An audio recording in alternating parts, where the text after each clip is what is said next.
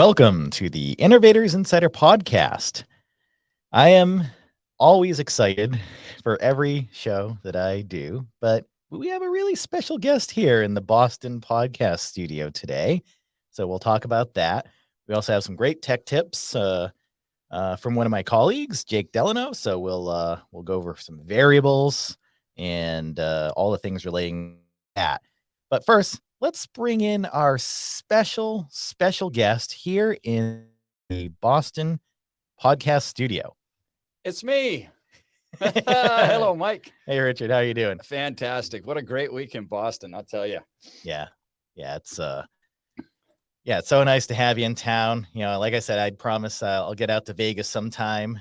I'll welcome you with open arms. One of our colleagues, James, was just out there a few weeks ago, and we got a chance to go up and see Hoover Dam. So, nice. He had never seen it before, and I thought, we have these, 7 wonders of the modern world, and I think Hoover Dam is on that list. Oh, totally. If you get a chance to see something like that, you should take it. And, I would like to take the dam tour.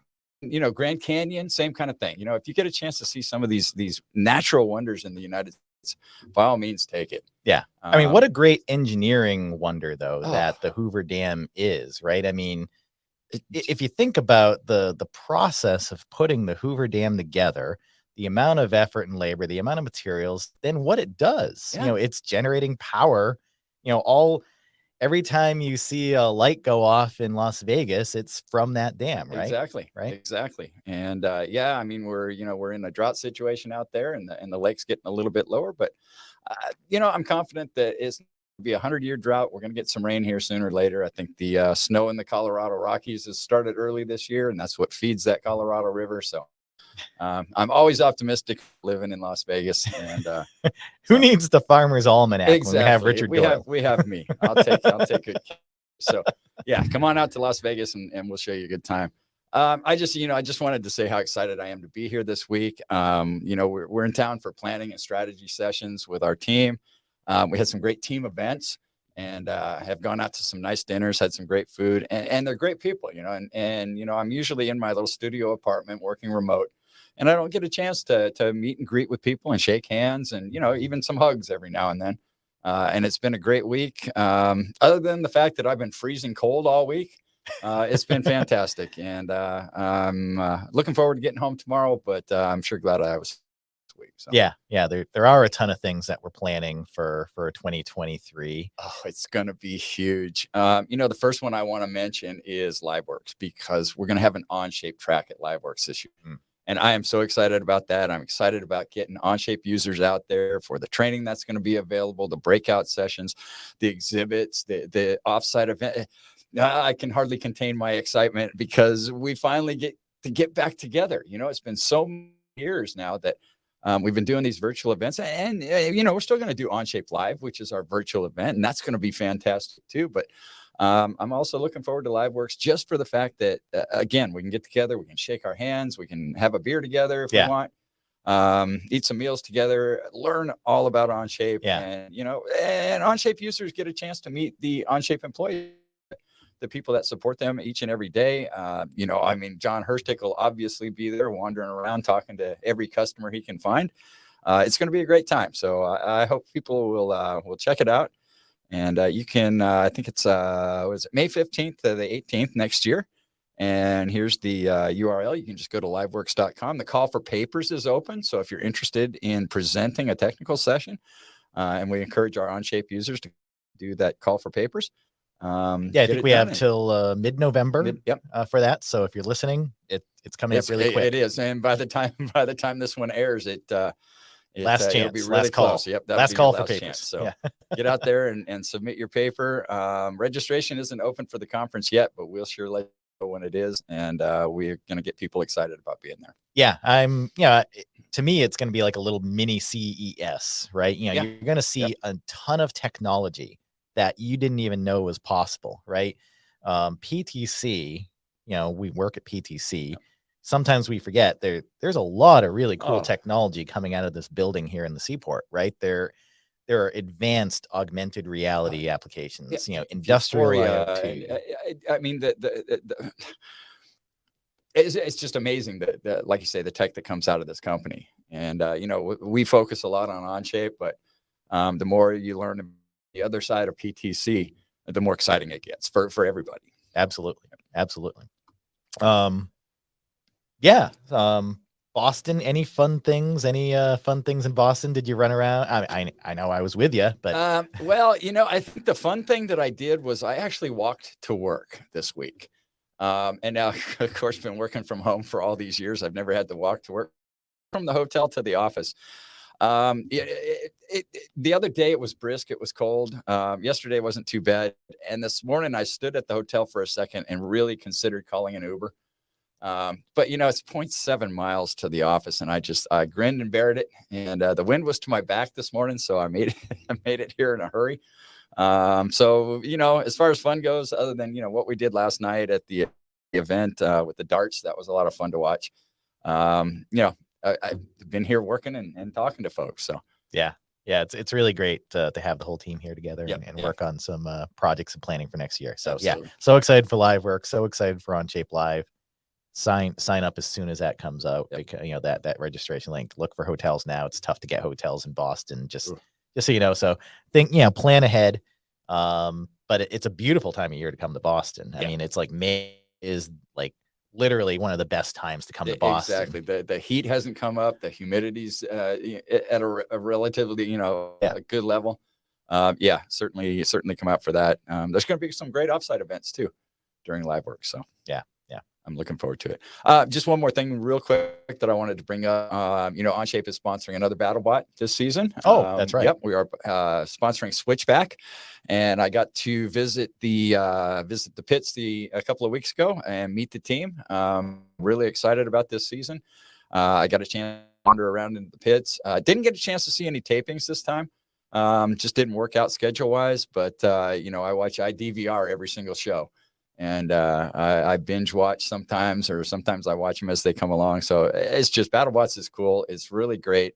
It's such a fantastic time I had watching the tapings last year, because you really don't get a feel for the scale of the size of these machines when you're watching them on TV. But these things weigh 250 pounds.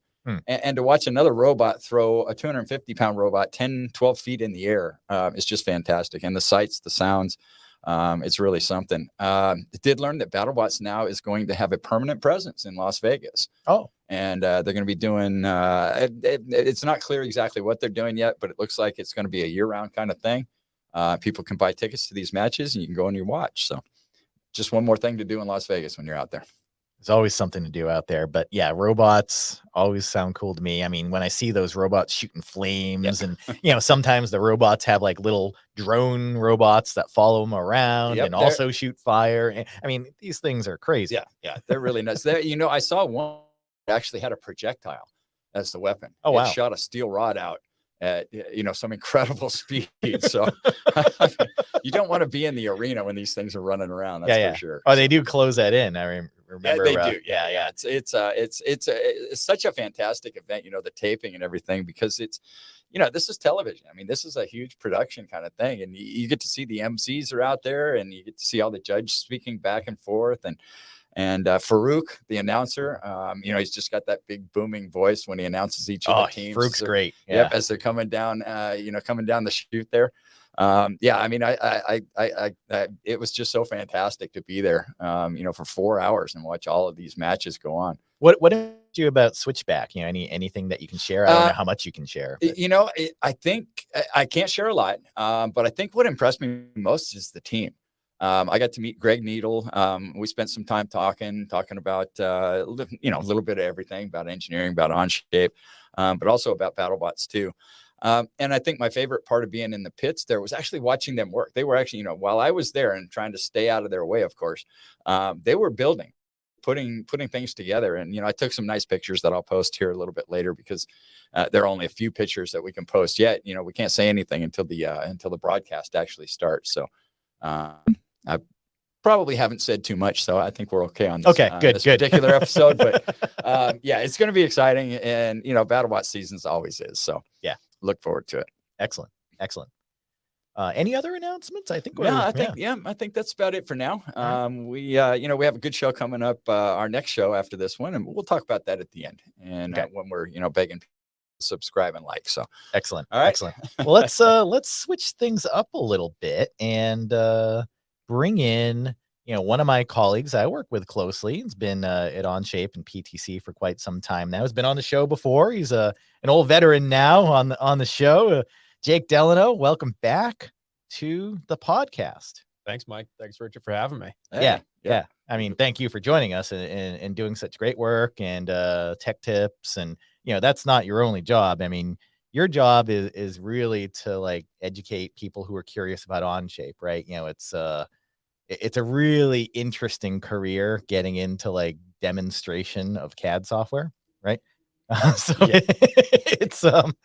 it's a tough job, but I'm gonna put you on the spot here, Jake, because we recently had our sales kickoff and everything, and you were able to take what did you win?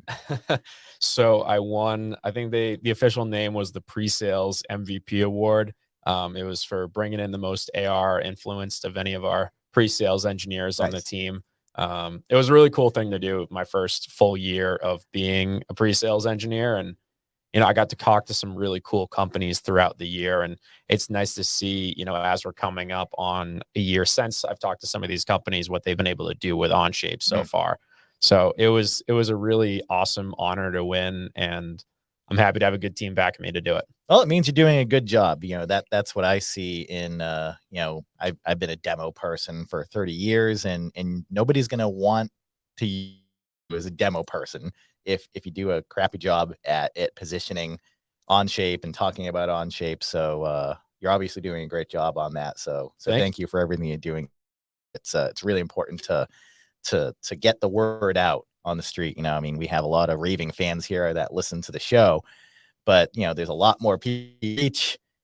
And I'm really happy that you're on the team. So thank you. Yeah, it really this is such a good job because I get to talk to new people every day, see all these different applications that Onshape can be used in. And the perfectionist inside of me, I get to do all this prep and I get to dive deep into these companies and learn just so much. The amount that I've actually learned about, robotics, food automation, surprisingly, that I never thought I'd get into working at PTC has just been awesome for me to, get experienced for. And I'm excited to see what comes in the next year. Yeah. Now, something, to the tech tip in a minute, but I'm really interested in like, when people choose a career in CAD or engineering, there's usually something that like flipped a switch at some point in their early life or at some point.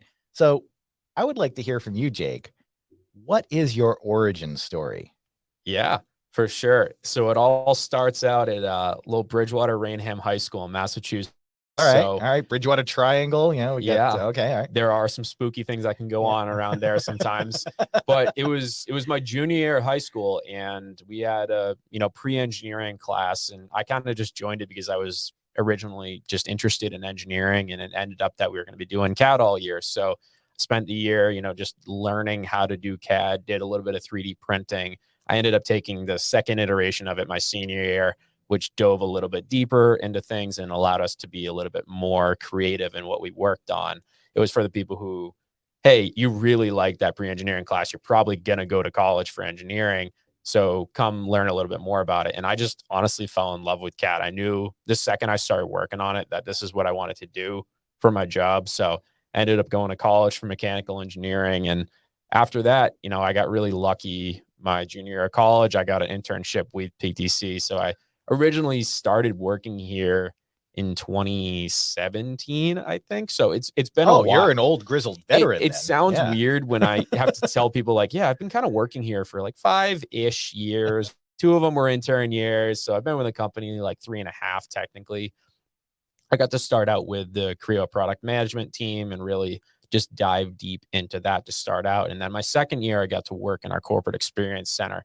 And that's kind of where the demo side of things come into play, because not only was I learning about our technology, but I was giving out demonstrations. I found it was a real love for me because I like to be social and talk to people, and I get to do the technical portion, but also still get to have, interaction with different types of people that always keeps the job new and interesting. Yeah. That's what I enjoy about this as well. Being able to talk to so many different types of companies and individuals. And, before I joined PTC and Onshape, it was like just a New England thing because I was working as a reseller, and I would, I'd be in my car going up to Maine or down to Connecticut or something, but that's as far as I would go. But here, you can literally be talking to somebody, giving an Onshape demonstration, talking to a customer, talking to somebody in London, and then the next time you're in New Zealand in the afternoon. It's all over the place. So it's really, I've become much more worldly, I think. I mean, in working at the company. So it's really a fun job to be able to talk to all these companies and help in some way.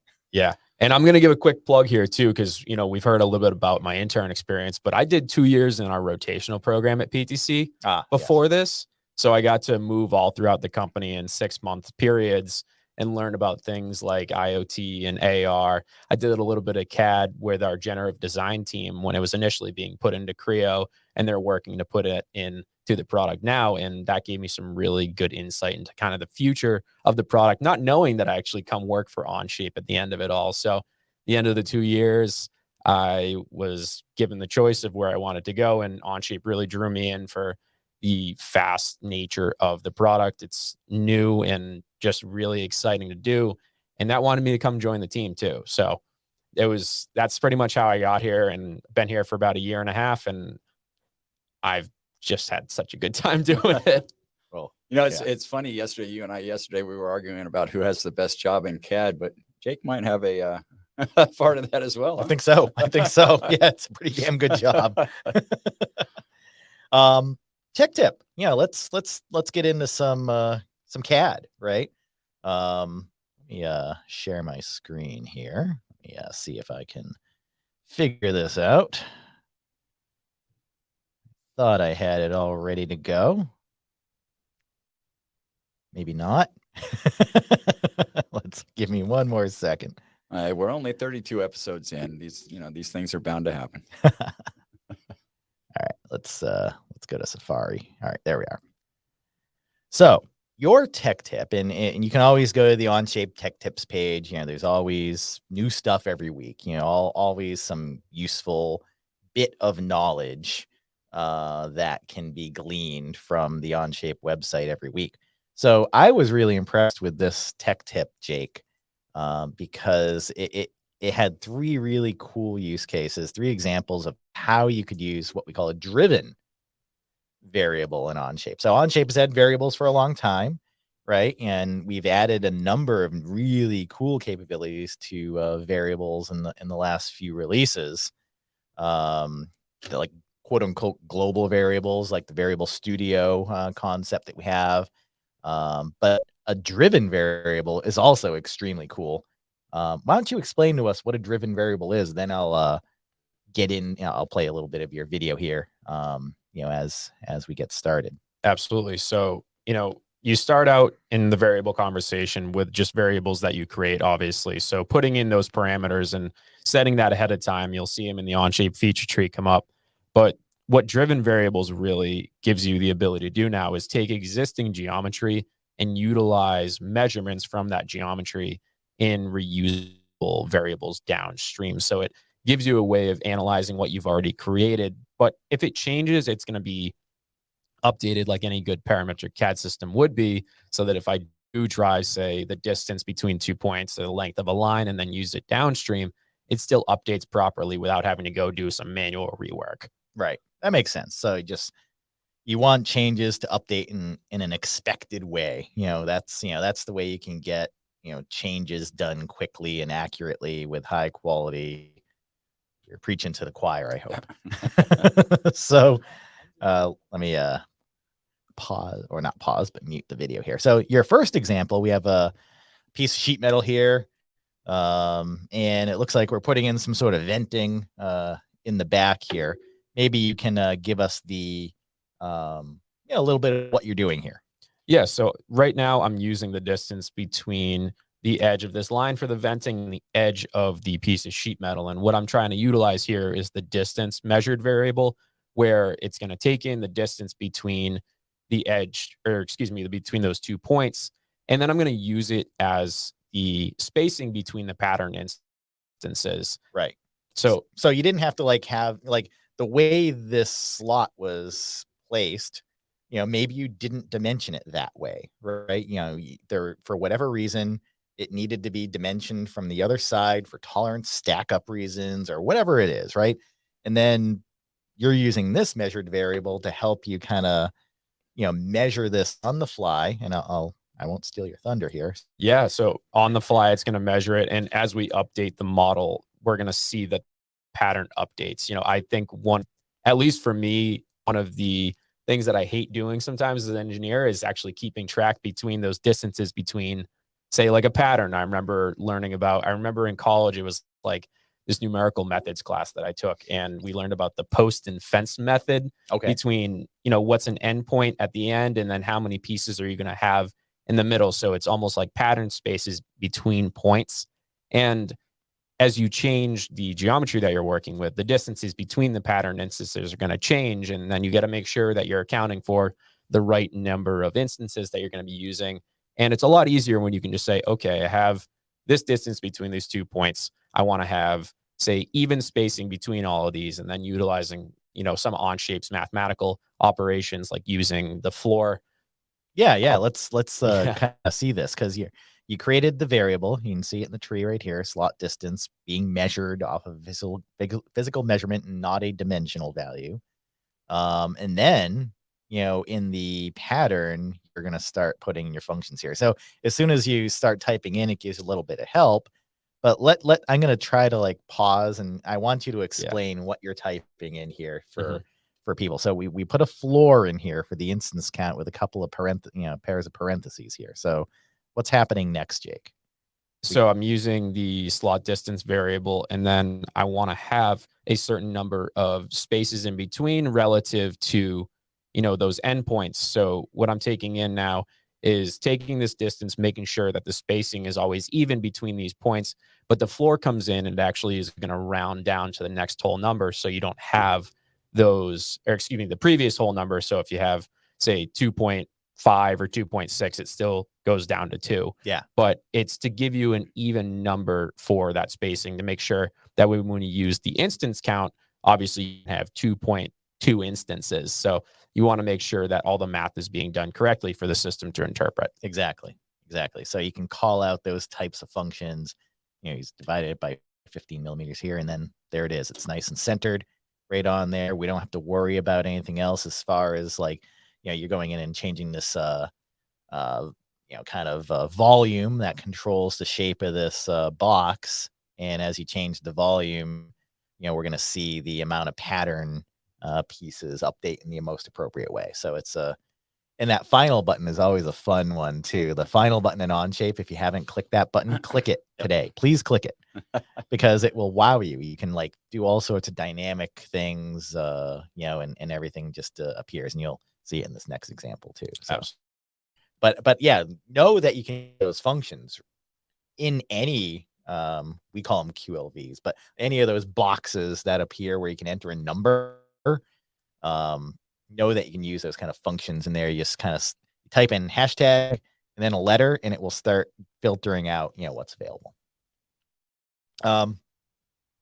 Next example looks like you have like a weldment or something here.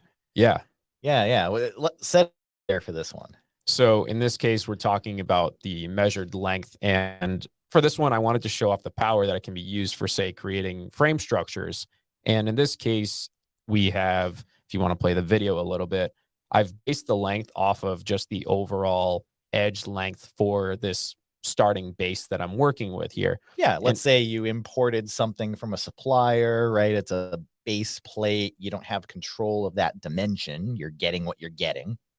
This would probably be a good use case for that. Exactly. Yeah. And some of the use case that I used as well in this is that I just don't know how big I want this yet. I don't want to constrain and say, you'll see that my edge length is 3.627, and maybe I want it to be a little bit bigger. Maybe I want it to be a little smaller. Maybe it doesn't be a whole number.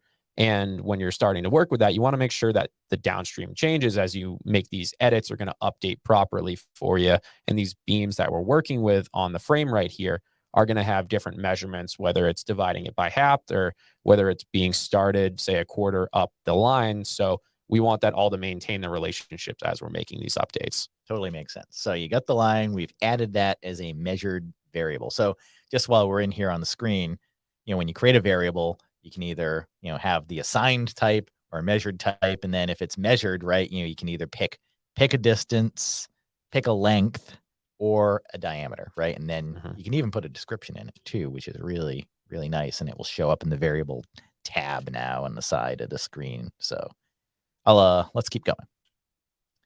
So you got that variable in here, and now you have another sketch. Looks like you're calling out that variable. Yeah, exactly. And I use the length there for just making sure that it stays a cube.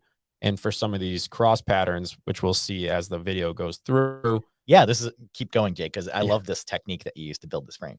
Yeah, I wanted to make sure that we're still having a relative distance between point A and point B, but it's going to keep changing. And instead of just inputting that by hand, utilizing that length, in this case, I did times 0.4 to make sure that there's a little bit of space between those beam structures and that the overall skeleton of the model is being created and again, updated as we make our changes. Got it. So yeah, you got a couple of setup sketches, you get your frames, and now you're using the power of the final button. You had an unconstrained sketch. So you just want to play with the size and see how things shake out, right? Iterate. Exactly. This could almost be like an unofficial tech tip on how to use the final button as well, because all these variables really came in handy when utilizing that button. Yeah, it's really good to see all that update. And you could even do crazier things, like if you had like you wanted to see like a new leg appear. If you drag the conveyor long or something, you need a middle. You would, if you with the final button turned on, you would like see that leg appear if the equations allowed for such a thing to occur. It's one of my favorite things to show off in demos, just because you never know too. We're making our quick changes here. We want to make sure that we get to every point inside the demo that we can. So we don't want to be spending the entire time going through 17 features in the feature tree to get one change. But sometimes you want to show a specific feature being updated in the final button. If I want to go back to, say, the 8th feature in a list of 17, and the final button is going to show those reactions without having to actually go back and do all those operations again. Excellent. Third example. I love this one because now you're getting into in-context assembly design in combination with variables. So I have not done that before, and I really want to give you a shout out for going down that path. So looks like we have like an 80-20 kind of frame system here that we've designed in your assembly, and now what are you doing here? It looks like you have some kind of end plate or something. Yeah. So in this case, this actually came to me after redesigning this packaging machine that we were working on. I made some updates to it for some demo content. And for here, I've used that 80-20, and I wanted to create just like a foot plate for it. But, different 80-20 is going to have different radii around it. And to be completely honest, sometimes the engineers want to take the quick way of doing something. Why measure the variable and then have to copy and paste it and type it in when I can just create a variable for the radii on the sides of the 80-20 and then use that downstream. In this case, I wanted the fillet of the plate to match curvature of the 80-20. So that's what I took advantage of here. Sure. Yeah. So many different use cases for this, of course. So, but you can just use a diameter or tell it it's a radius and then select it even in context. And now it says it's 3 millimeters. And now it's a variable I can use. I have that same radius from geometry that I'm purchasing, right? 80-20, I don't have any control over their radius on the side, right? So let me just go back just a little bit. Yeah, go back, because this is awesome. I have not seen this one before and cannot wait to try this out. Yeah. I mean, that's the thing. If you have a machine design, like 80% of the parts are imported commercial off-the-shelf items, right? So like, even if you have like the coolest variable system in the world, it needs to support this type of workflow, and it does, which is stupendous. I mean, my mind is blown. I've left the podcast and I'm thinking about my tiny house design now. Yeah, can't wait to get back to it. Yeah, you got to get back to it. This is like really good. So yeah, I mean, variables have received a lot of attention recently. You know, it's like the shining city on the hill of parametric design is using variables in a great way. You can use them in many different ways now in Onshape. It's really one of our secret strengths now, I think. So It really is. Yeah. So yeah, thank you, Jake, so much for sharing this with us. You know, the tech tips on the website. You know, we'll put it in the show notes so people can reference it. And if you have any other ideas for tech tips, comment here on the show, because you know we're always looking for things that people might have a question on, or like trying to understand how they would do something in Onshape compared to what they might be used to. So definitely we read all the comments on the show, and definitely add your feedback. Yeah, I'd say about these tech tips too, just from doing my demo portion of the job. If you're somebody who has a question, generally there are about 50 other people who probably have that same question. And I love sending these out to people when they're testing out the product. I actually sent this one out a ton, specifically asking about using measured variables. But it's just a good way for the community to provide information to each other, because everybody kind of seems to have a general idea of how you do things in other CAD systems, but being able to show people how to do things in Onshape, and then also the advantages that you can get from what Onshape offers, is really helpful for people to say. Excellent. Well, let's I got to figure out how to stop this share. It's going to look weird for a second. There we are. All right. Weird is good. Weird is good. We are a weird show, but we like it. Yes, we do. There's some other announcements I think that we wanted to bring up about the next show. Yeah, the next show. So hopefully folks remember our partner show that we had several episodes ago. That's right. Sim Scale.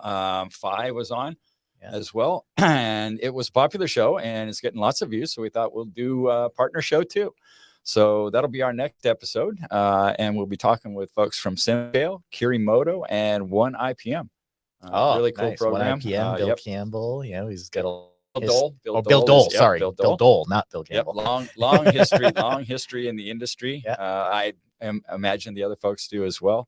So that'll be a good show. Yeah, Bill Dole wrote PDM Works. He did. Yeah. If anybody's from the old world of SolidWorks on the call, so yeah, he's a legend at this point in the industry. He really is. Yeah, it's such the CAD industry is such a weird field. Just a strange field.